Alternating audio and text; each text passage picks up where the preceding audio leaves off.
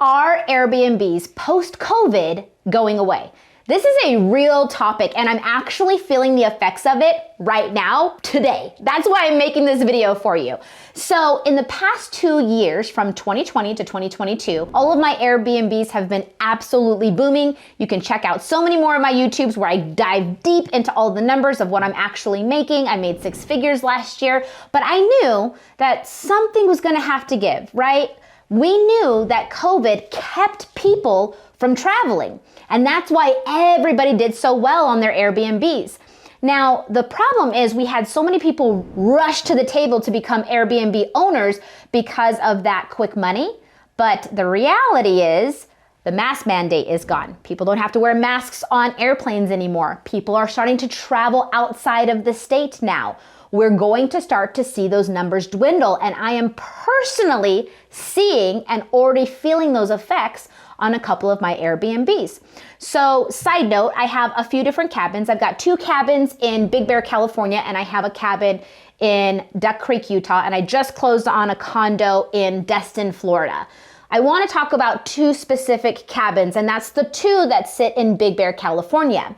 Now, for the past 2 years, I've stayed consistently booked out there. Today, I reached out to a few of my friends. I've got a friend that owns 10 Airbnbs in Big Bear. I've got another friend that owns a handful. And I reached out to them because it's the month of May and my bookings are really, really light. So the first initial touch was to 2 friends that I can just say, hey, are you experiencing this? In which they told me they were. So then we reached out to some property managers in the local area and they said, you know what? We're starting to see numbers that are more similar to 2019, pre-COVID. So these 2 specific Airbnbs, being somewhere that you can go and snowboard and ski and they've got the mountain and all the snow, have a peak season in the winter. And because Big Bear has the lake and all the cool stuff to go shop and see and do, another peak season in the summer. But we can start to expect lower lulls and less bookings in the fall and in the spring. I'm right smack dab in the middle of the spring.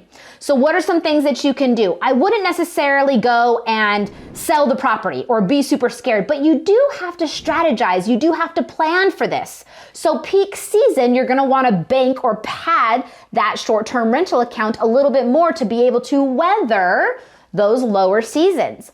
Another thing that you may want to do that I just did myself today was do a quick post to any of your social media followers and do red tag specials or slash the booking price for those lower seasons. Does 2 things. 1, you get friends and family that get to go utilize your properties and have a great time. You also get another opportunity and hopefully more 5-star reviews because they're your friends and family, and you're able to weather the storm, so to speak, on those slower months. So no, I don't think Airbnbs are going away post-COVID, but I do think that many owners are going to start to feel the effects, and it's not going to look as plush as it did in 2020 and 2021.